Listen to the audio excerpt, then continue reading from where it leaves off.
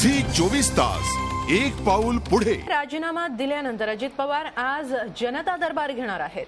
बबनराव पाचपुते यांच्यासह ते कार्यकर्त्यांना भेटणार आहेत। राजीनामा नाट्यानंतर ते पहिल्यांदाच अशा प्रकारे जनता दरबार घेत सामान्यांशी संवाद साधणार आहेत। एकीकडे कॅबिनेट बैठकीआधी राष्ट्रवादीच्या नेत्यांची बैठक अजित पवारांनी घेतली, तर दुसरीकडे आजचा जनता दरबार घेऊन अजितदादा जनतेच्या जवळ येण्याचा प्रयत्न करणार आहेत। या संदर्भात आपण अधिक माहिती घेऊया आमचे प्रतिनिधी पंकज दळवी यांच्याकडून। पंकज, राजीनामा नाट्यानंतर राष्ट्रवादी मंत्र्यांची बैठक असो किंवा आजचा जनता दरबार असो, काय सूचित करू इच्छित आहेत अजित पवार आणि हा जनता दरबार आज कधी होणार आहे?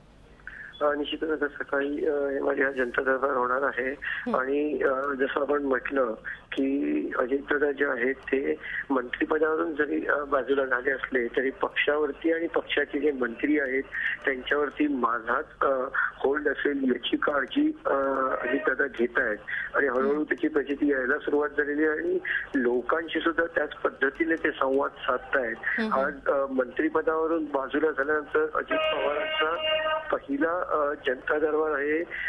काल त्यांनी मंत्र्यांची भेट घेतली आणि आज लोकांशी बोलले आहेत।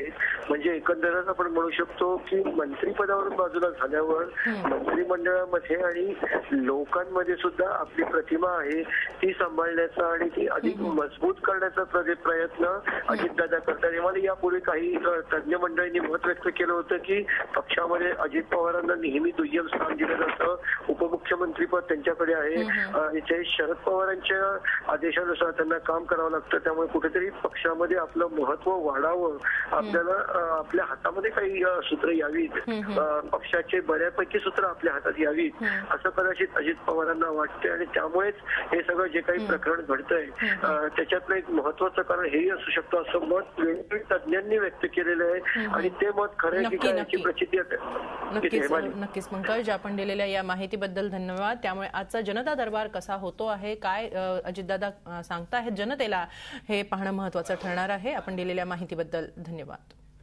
झी 24 तास एक पाऊल पुढे।